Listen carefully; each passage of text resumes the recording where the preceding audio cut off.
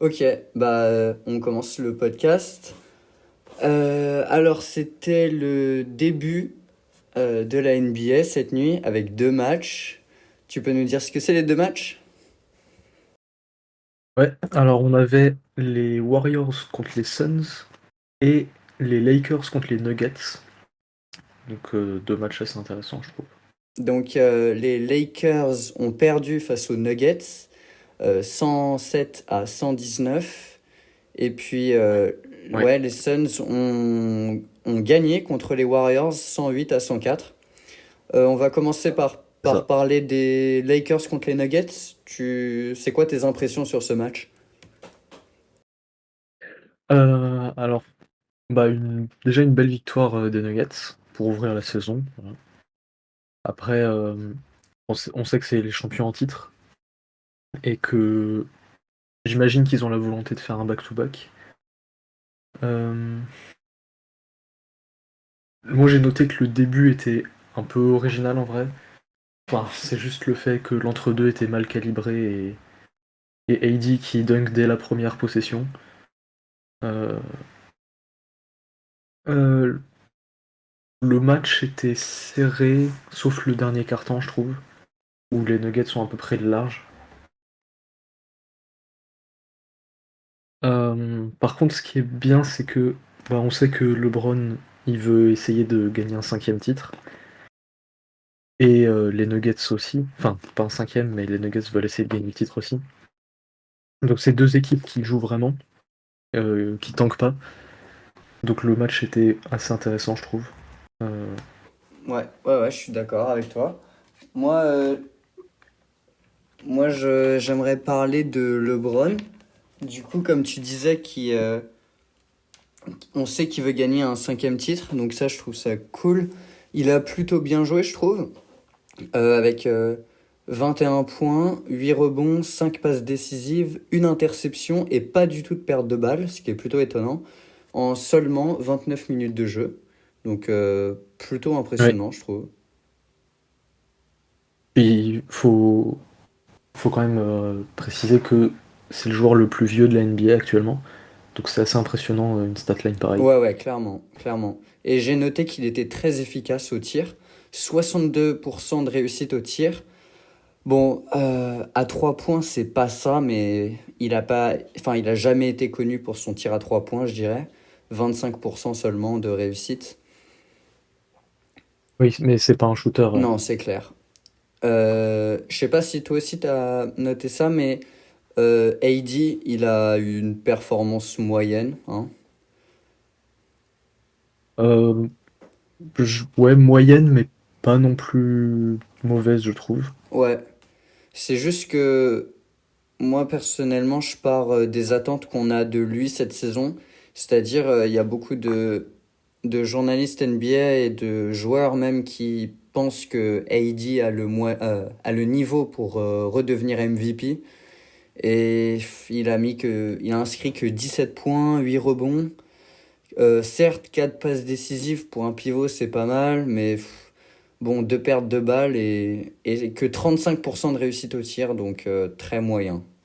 C'était pas son meilleur match, mais c'est loin d'être son pire, je trouve. Donc en vrai, ça va. Et c'était que le premier de la saison. Si il arrive à rester en bonne santé cette fois-ci, peut-être qu'il peut se rattraper. Oui, je suis complètement d'accord. C'est que un match, c'est le début de la saison. Voilà, ils reprennent le rythme, même s'il y a eu la pré-saison avant. Donc, c'est juste que le début de la NBA, c'est toujours des matchs intéressants à voir parce que on peut voir le caractère de certains joueurs vis-à-vis des matchs de la saison régulière et puis voir quelle équipe est meilleure. C'est sûr, c'est sûr, c'est sûr. Mais du coup, ouais, t'avais dit que c'était un match serré. Moi, je suis totalement d'accord parce que, en plus, c'était l'occasion pour les Lakers d'avoir leur revanche contre Denver après qu'ils se soient fait sweep en playoff. Et il y avait une super ambiance à Denver. Oui, le public était vraiment à fond pour le coup. Ouais. Et tu veux nous parler des performances des joueurs des Nuggets ou pas? Bon, par exemple, oui. Euh, déjà, enfin, je pense que la performance la plus marquante du soir, c'est Jokic. Euh, avec un triple-double dès le premier match de la saison. Je si j'ai bien noté, il a 29 points, 11 assists et 13 rebonds. Donc on est presque habitué maintenant, mais ça reste impressionnant. Hem, Aussi on a Aaron Gordon qui il a mis entre guillemets que 15 points, mais 5 passes D et 7 rebonds. Donc en vrai, je trouve ça assez respectable. Euh, Ah oui, Jamal Murray, 21 points, 6 passes D. Et bon, que 2 rebonds, mais c'est un meneur, donc ça se comprend. Et je crois que c'est Porter Junior qui a 12 points, 12 rebonds. Et voilà. Et Caldwell Pope avec 20 points aussi, ça c'était pas mal. Euh, il a, dans le dernier cas, il a pas trop contribué autre que les points. Je trouve ça assez logique parce qu'il est plus tout jeune et que c'est un ailier, donc c'est son rôle principal de mettre des points. Donc je crois qu'il a qu'une seule passe décisive, mais Ok. Bah ouais, j'allais dire le triple-double de Jokic. Quand on voit le nom à côté de, enfin quand on voit son nom à côté d'un triple-double, on se dit que c'est assez banal, mais faut se rappeler que d'avoir un triple-double en NBA, c'est vraiment pas facile. Donc je trouve que c'est vraiment vraiment impressionnant. Surtout 55% au tir. Jamal Murray, lui, une belle prestation, 21 points, 2 rebonds, 6 passes décisives et seulement une perte de balle. Pour un meneur, c'est très bien. Et 60% au tir à 3 points.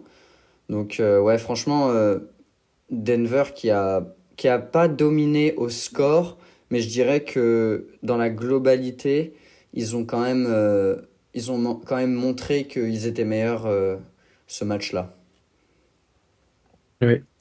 60% au tir à 3 points, d'ailleurs, pour revenir là-dessus, c'est quand même très impressionnant. Je sais plus combien il en a tenté, mais je crois qu'il en... Bah 5. Ouais, c'est ça. Ouais. Donc 3 sur 5, c'est quand même un très bon ratio. Ouais, je suis entièrement d'accord. Je suis entièrement d'accord. Donc voilà, Denver qui commence par une victoire. Les Lakers qui ont une très bonne équipe. Faut pas se limiter sur cette performance. Les Lakers, je suis sûr qu'ils vont avoir une belle saison avec tous les nouveaux joueurs qu'ils ont réussi à obtenir en free agency. Mais voilà, donc on va passer aux Suns contre les Warriors. Donc, première chose à noter, c'est que il y avait Bradley Beal qui n'a pas joué. Il avait des douleurs dans la partie inférieure du dos. Et du coup, c'est le nouveau joueur qu'ils ont obtenu cette saison qui n'a pas joué. Du coup, c'est un peu dommage. Mais ouais. Et pas n'importe quel joueur. Ah, c'est clair, c'est clair. Bon, certains diront que ses stats sont vides parce que certes, il met beaucoup de points. Il a mis beaucoup de points à Washington, mais son équipe n'a jamais brillé. Enfin, bon, c'était un match très serré. Là, pour le coup, j'ai trouvé que Denver a super bien joué. Toi, t'en penses quoi? Pas Denver, Phoenix, pardon, a super bien joué. Ouais, ouais, vraiment belle performance. Un match qui était serré jusqu'au bout, je trouve. Et en vrai, assez instructif. Parce que ces deux équipes qui ont fait beaucoup de moves, beaucoup de trades à la fin de la saison dernière et pendant l'intersaison. Euh, et encore une fois, c'est deux équipes qui jouent vraiment pour le titre. Donc, je trouvais que le match était vraiment intéressant pour le coup. Ouais, ouais, ouais. Et Devin Booker, il s'est imposé comme le scoreur principal de l'équipe. Moi, je trouve ça assez étonnant vu que Kevin Durant fait aussi partie des Suns. Ouais. euh, Devin Booker, j'avais noté 32 points, 8 passes décisives et 6 rebonds. Ce qui est vraiment une belle performance. Malgré qu'il ait 6 pertes de balles. Donc, c'est à double tranchant. Mais dans l'ensemble, sa performance était quand même très très belle.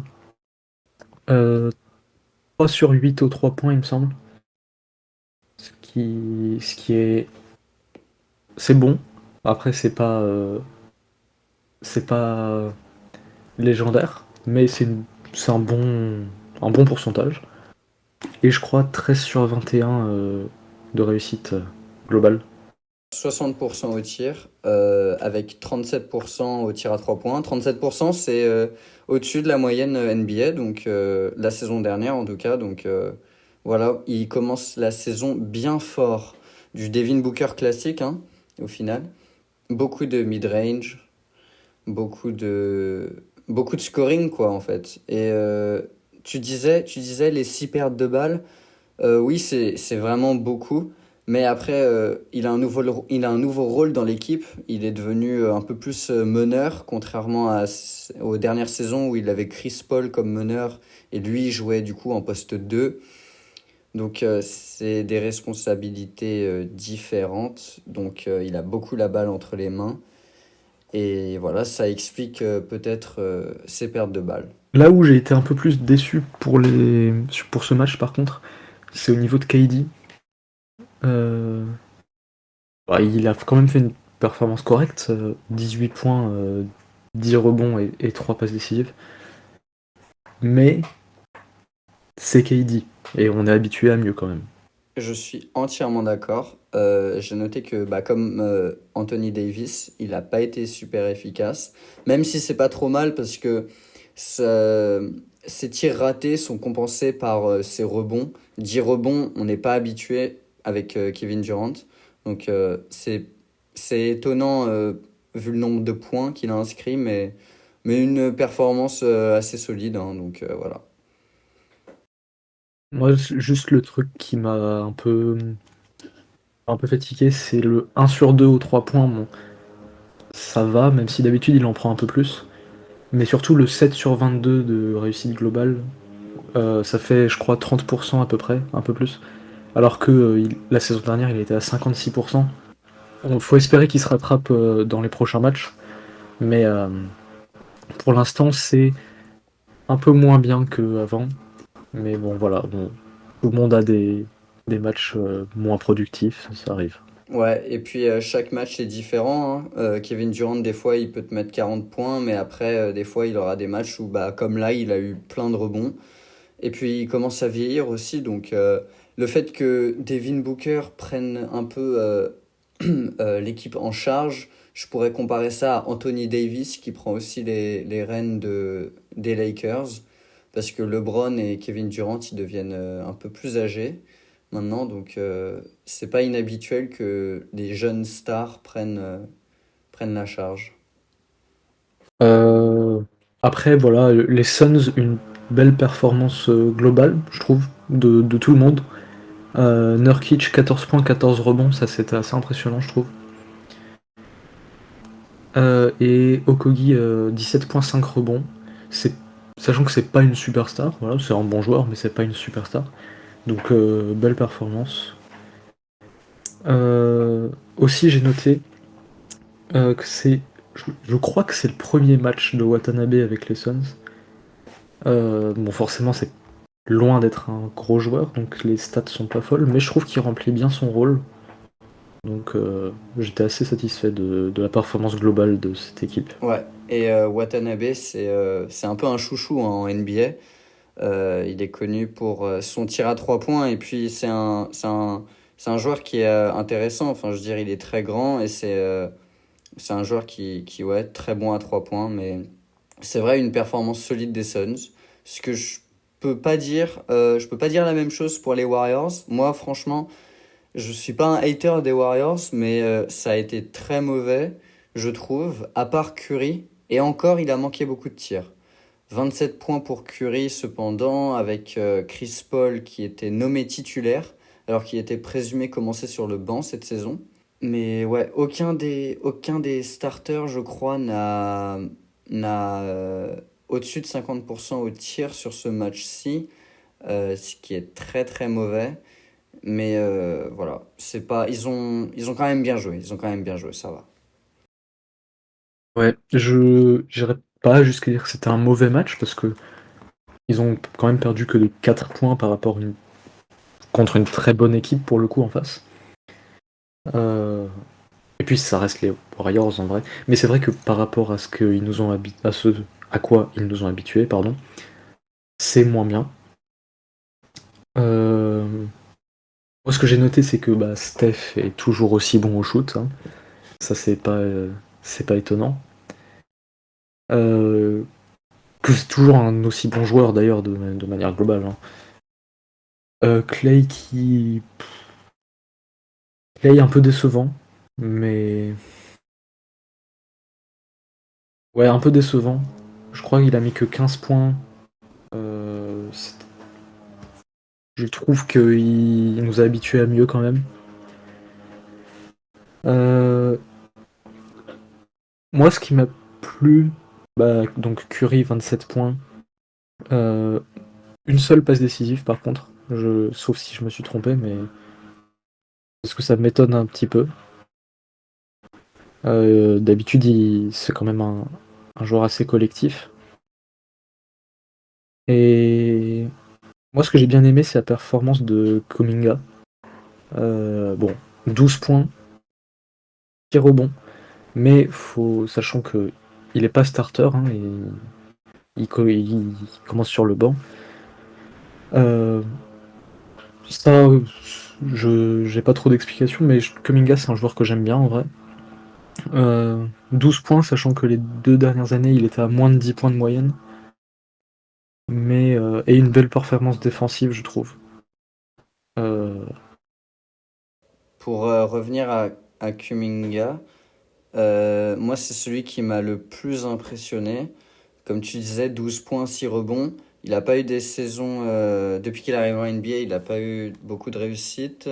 Mais c'est parce qu'il n'avait pas beaucoup de temps de jeu non plus. Il a beaucoup impressionné durant la pré-saison. Et j'ai trouvé que c'était un joueur qui a très bien joué ce match-ci. Avec Gary Payton. Gary Payton, le, le fils de la légende Gary Payton qui a joué aux Sonics. Bah, lui, c'est un joueur hyper défensif.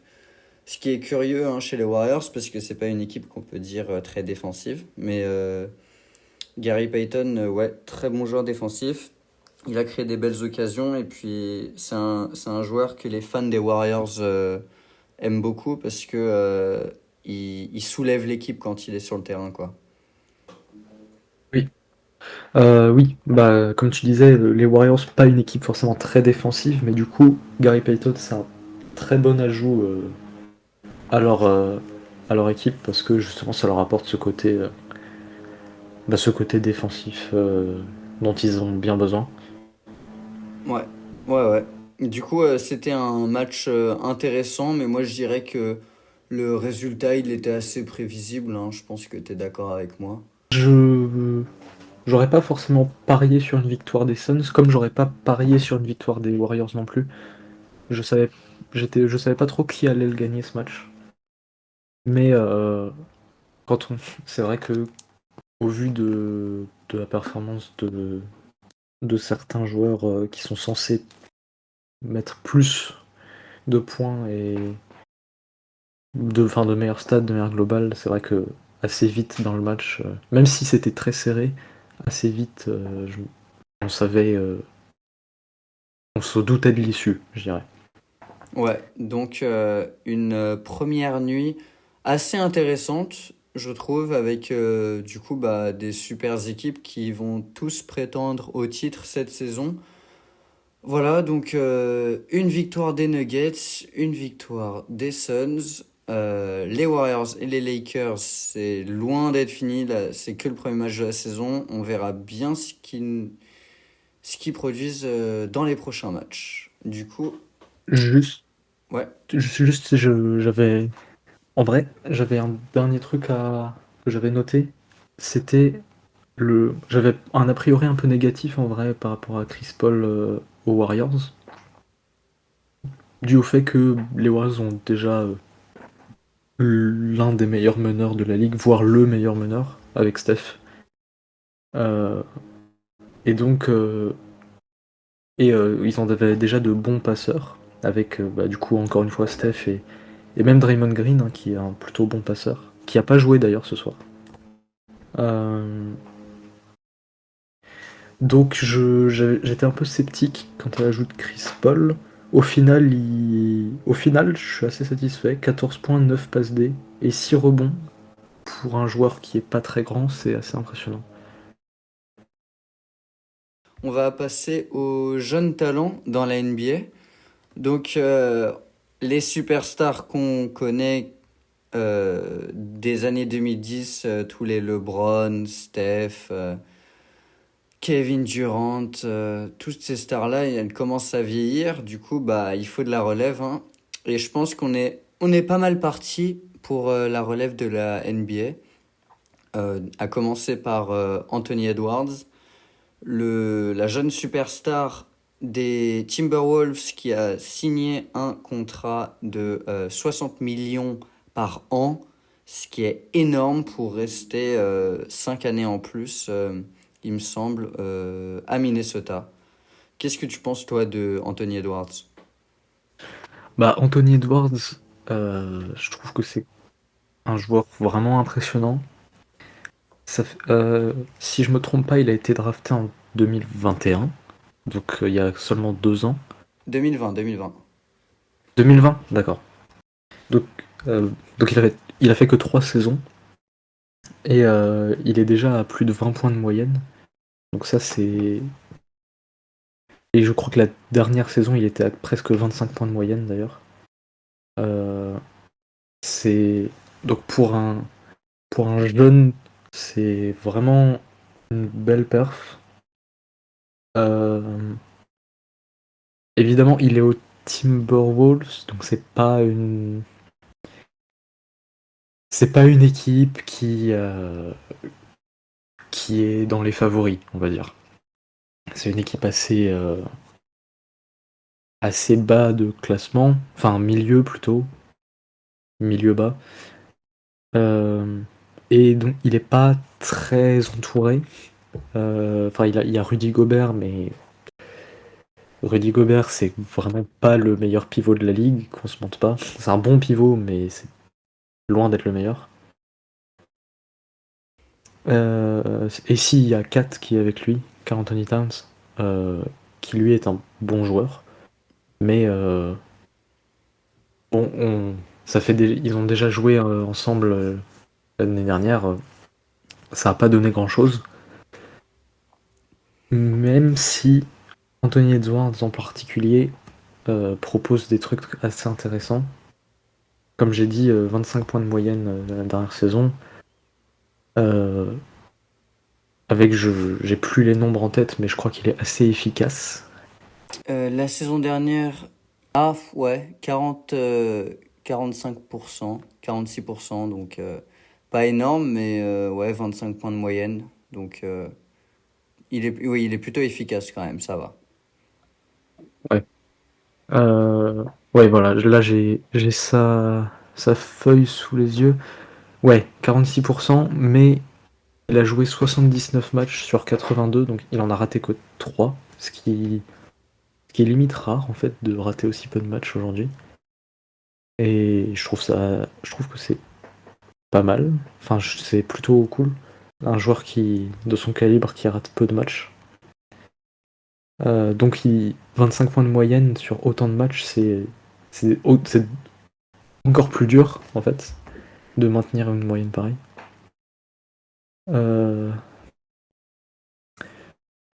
et puis oui, ben, Anthony Edwards, on le connaît maintenant, hein. C'est une machine à highlights, euh,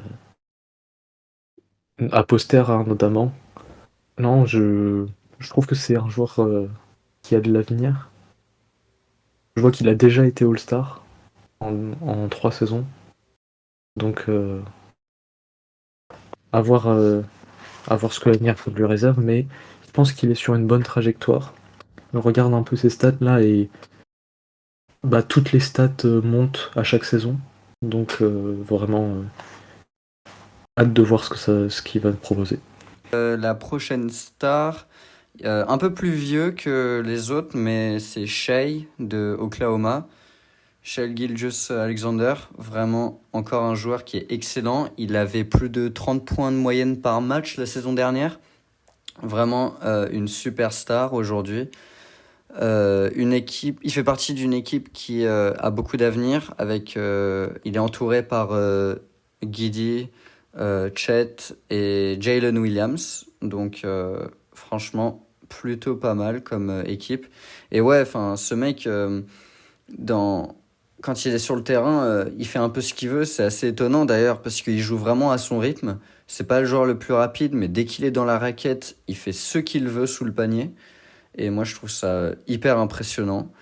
Toi, t'en penses quoi de lui? Bah, Shea, ouais, alors il est un peu plus âgé, euh, drafté en 2018, mais, euh, mais ouais, c'est un joueur, forcément, c'est un joueur très impressionnant.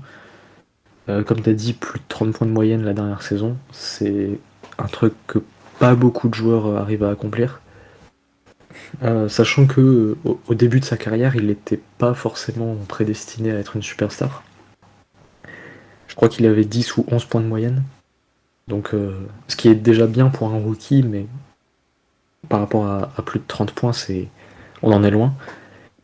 Euh, non, Shea, ouais, comme tu as dit, c'est clairement une superstar. C'est un joueur très polyvalent, un grand meneur, je, presque 2 mètres. Et au-delà de la NBA, d'ailleurs, on a pu le voir à la Coupe du Monde cet été. Je sais pas si t'as regardé toi, mais pour l'équipe du Canada, qui était une équipe très très forte. Bon, ils ont pas gagné, mais ils sont allés quand même assez loin, plus loin que nous en tout cas. Et J'aime vraiment beaucoup ce joueur. En plus, il apporte un swag indescriptible. Ouais. le joueur, c'est pas pour rien qu'il a la réputation du joueur le plus stylé de la NBA, hein.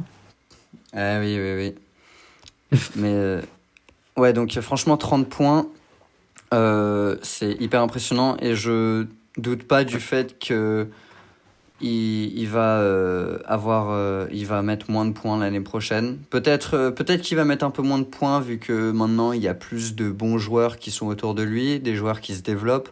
Mais ses stats vont pas baisser de manière folle non plus. C'est quand même Shea. Il est même pas dans son prime. Il a que 24-25 ans. Donc Il est sur une pente complètement ascendante là pour l'instant. la prochaine star, c'est Zion. Alors, Zion Williamson, pour moi, je le mets toujours dans les jeunes talents parce que les matchs dans lesquels il a joué, il est vraiment dominant. La saison dernière, les matchs où il a joué, il avait 26 points de moyenne, ce qui est vraiment pas du tout négligeable. Mais je trouve que c'est un peu un joueur, malheureusement, c'est un peu un joueur à problème, dans le sens où on sait pas ce qui va se passer euh, en termes de santé. Il a souvent des problèmes. C'est un gros joueur, c'est un joueur de gros gabarit. Il fait presque 2 mètres, mais il fait surtout 128 kilos. C'est un gros bébé. Et il est explosif, mais il est aussi très fragile du coup. Non mais ouais, Zion, c'est compliqué parce que, comme t'as dit, la saison dernière, 26 points de moyenne, ce qui est beaucoup en vrai, c'est vraiment beaucoup, mais il a même pas joué 30 matchs quoi. Donc c'est dur de se faire un avis. Mais oui, Zion, enfin je veux dire, sa première saison, il mettait déjà presque 23 points de moyenne, donc c'est impressionnant. Mais voilà, le seul problème c'est qu'il a eu qu'une seule saison où il a joué un nombre décent de matchs. C'était sa deuxième et il en a joué 61. Il était à 27 points de moyenne, ce qui est bien, mais voilà, il a quand même raté une vingtaine de matchs. La saison d'après, il a pas joué du tout. Et la saison dernière, il a quasiment pas joué. Ouais, c'était la saison dernière, juste avant le All-Star Game, où il me semble qu'il avait été élu. Il me semble qu'il avait été élu, mais qu'il n'avait pas pu jouer à cause de sa blessure, justement. Donc voilà, Zion Williamson, un talent pur, vraiment. Mais la grosse question, c'est est-ce qu'il peut être en bonne santé et ne pas se blesser constamment comme il l'a fait durant sa carrière. Maintenant, on va parler d'un joueur assez controversé maintenant, ce qui est curieux à dire parce que avant l'incident qui s'est produit la saison dernière, il était adoré par la plupart des personnes, je pense. Et c'est, à ton avis? Bridges? Non, non, non, non, non. Ah, C'est ok. Ja Morant. Ah oui, Tu veux nous rappeler le petit incident l'année dernière? le petit incident, il y en a eu plusieurs, hein. Il y en a eu plusieurs. Euh, L'incident majeur, on va dire, c'est que sur un live Insta, il est sorti une arme à feu. Aussi, il y a eu des images de lui qui sont sorties et il aurait frappé un adolescent. Ouais. En Voilà. gros, pour résumer, c'est ça. C'est des problèmes de comportement un peu en dehors du terrain. Donc, comme tu as dit, sortir une arme à feu en plein direct sur Instagram, pas très intelligent, surtout quand tu es une aussi grosse star. Des images assez compromettantes quand il était à Denver. Et oui, aussi quand il a menacé ou bien quand il a frappé l'adolescent dans un match de un contre un. Donc voilà. Mais bon, on va quand même en parler parce que lui aussi, c'est un joueur qui est hyper talentueux. La saison dernière, il était vraiment très bon avant le petit incident. Et la saison qui commence, il n'a pas le droit de jouer les 25 premiers matchs. Il va revenir. Ouais, c'est ça. Il est suspendu. Donc, on va attendre patiemment le temps qu'il revienne sur les terrains. Mais franchement, c'est un super joueur. Moi, je trouve personnellement. On peut ne pas l'aimer. Moi, je, je n'aime pas son comportement en dehors du terrain. Mais il a quand même un talent indéniable. Tu veux nous rappeler ses stats la saison dernière? Bien, ouais, la saison dernière, il était à 26 points de moyenne avec 8 passes D de moyenne et 6 rebonds, sachant que il fait 1m90. 1m90. Ah, je le voyais un peu plus petit, mais donc il fait 1m90. Donc 6 rebonds, c'est bien pour un meneur. Euh, Surtout, c'est il met en moyenne 5 3 points par match. Alors, il est à 30% de réussite, mais parce que il tente des tirs un peu pas forcément les tirs les plus simples, on va dire. Donc ça se justifie. Mais ouais, 5 3 points par match en moyenne. Et oui, globalement 26 points, ce qui est vraiment bien. Et surtout, un peu comme Anthony Edwards, une machine à highlights. C'est impressionnant. Ouais, c'est clair. Les dunks qu'il a produits dans sa courte carrière, c'est franchement hyper impressionnant, surtout pour un joueur qui est pas hyper grand, 1m90 comme tu disais. Ouais, sa capacité à dunker, c'est vraiment incroyable. J'ai rarement vu ça. Donc oui, il me semble que tu disais, Ja Morant, oui, il tente des tirs compliqués. C'est vrai, ça se voit dans ses stats, 46% de réussite la saison dernière, avec 30% à 3 points. 30% à 3 points, c'est vraiment pas top du tout. Pour le coup, la moyenne, c'est 35-36%. Mais voilà, franchement, un talent indéniable aussi. Les Grizzlies sont bien contents de l'avoir. C'est sûr.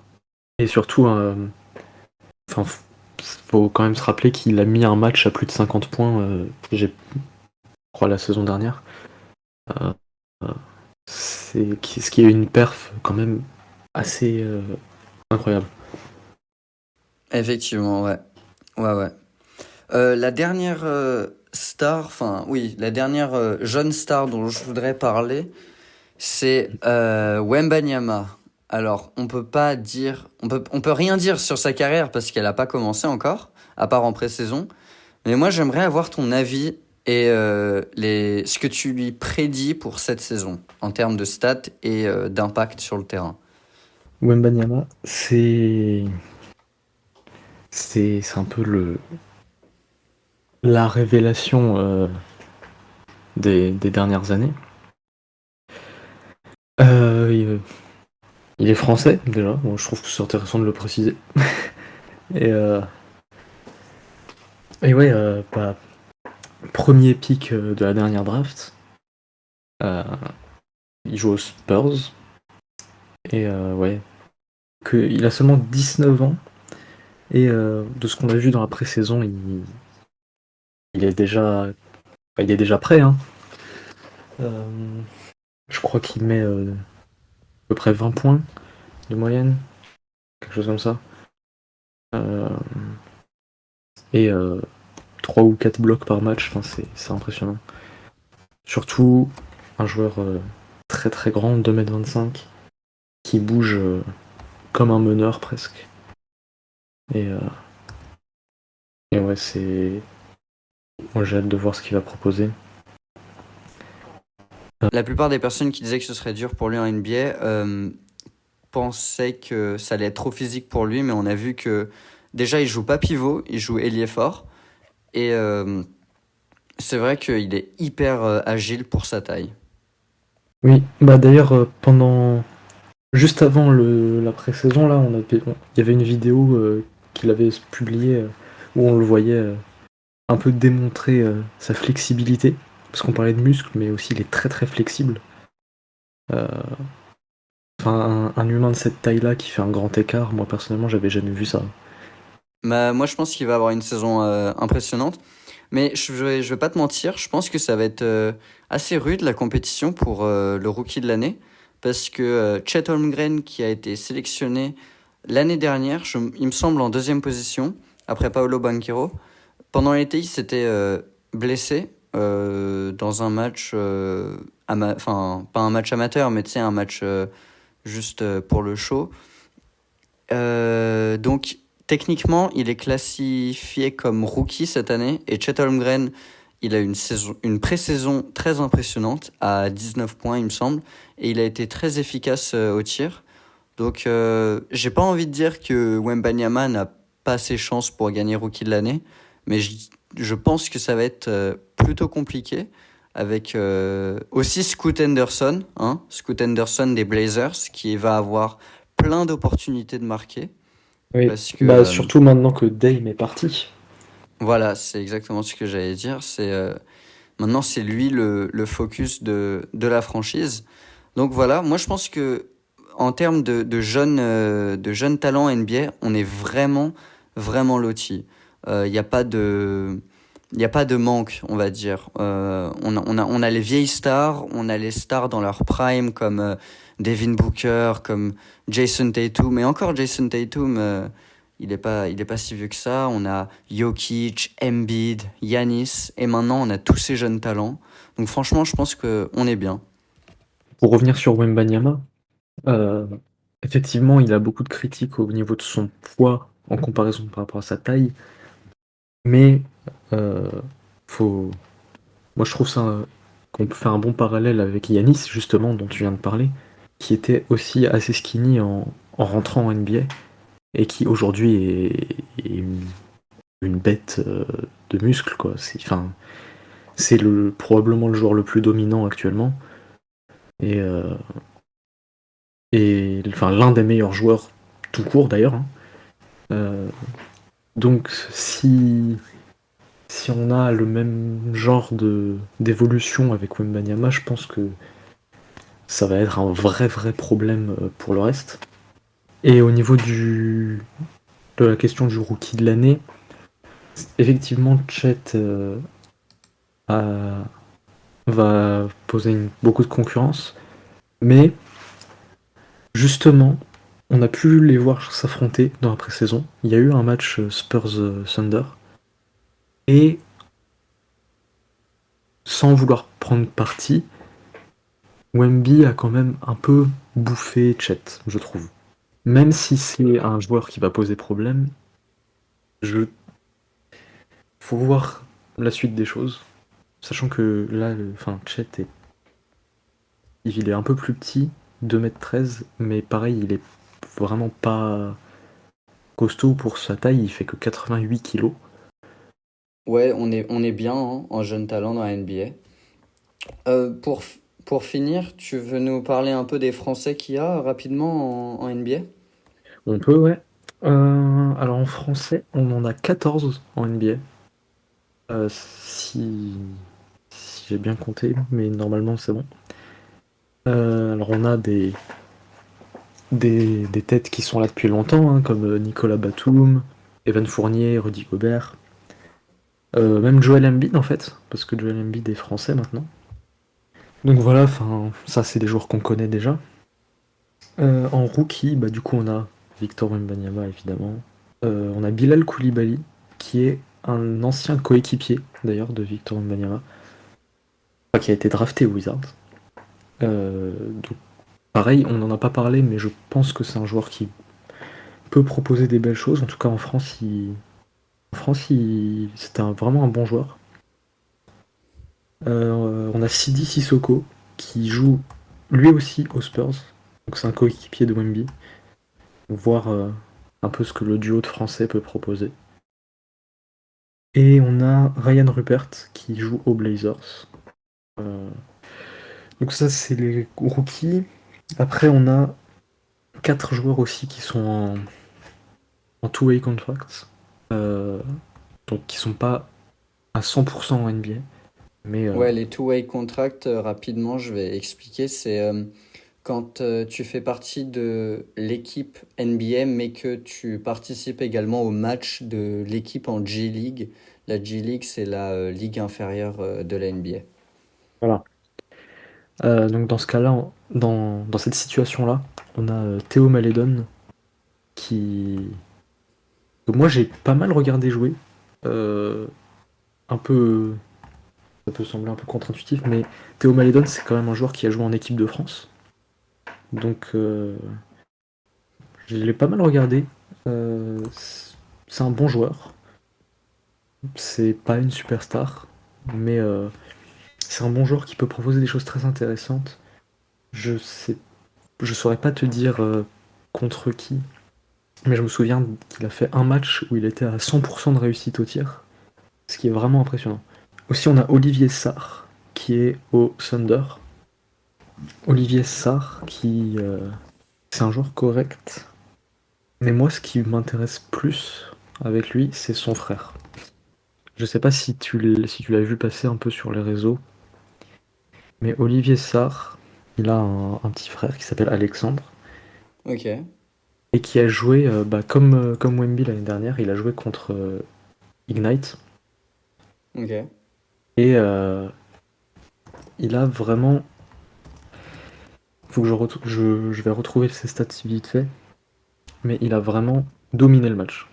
Il joue pivot, il fait 2,16 m. Voilà. Contre Ignite, il a mis 26 points, 10 rebonds et 6 contres.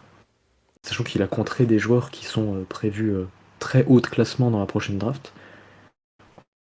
Donc, vraiment, je sais pas quand est-ce qu'il compte se présenter à la draft, mais c'est sûr qu'il y songera. Parce que c'est un très bon prospect et j'ai vraiment hâte de voir ce qu'il peut proposer. Là où son frère c'est un joueur correct, mais sans plus. Enfin, non, en fait, c'est même pas un si bon joueur que ça. Il a 6 points de moyenne sur sa carrière. Ouais, donc on a quand même pas mal de Français en NBA, pas des grosses superstars à part Victor Wembanyama. Et Van Euh, Fournier, plus trop maintenant, mais un peu. non, Et Evan Nico. Fournier n'est plus du tout une star. Il est assez mauvais d'ailleurs, j'ai envie de dire. C'est vrai. Il sait tirer à 3 points, mais il ne sait pas défendre. Enfin bref, on a toujours des joueurs français en NBA. Ça, en particulier ces dernières années. On Après, a on pas a mal de aussi jeunes des. quand même. Donc Voilà, ça j'allais va. dire, on a des jeunes qui sont pas encore rookies. Enfin, qui sont plus rookies, pardon. Kylian Hayes, par exemple. Et t'as Euh, oublié Ousmane Dieng aussi. Oui, j'allais le dire, Ousmane Dieng, qui joue justement aux côtés de Shai dont on a parlé, euh, et de Chet, Voilà, à ouais, ouais. Oklahoma. Donc pas mal de Français dans cette NBA. Et pour Euh, finir, mhm. on va parler de notre clip préféré de cette nuit en Oui. NBA.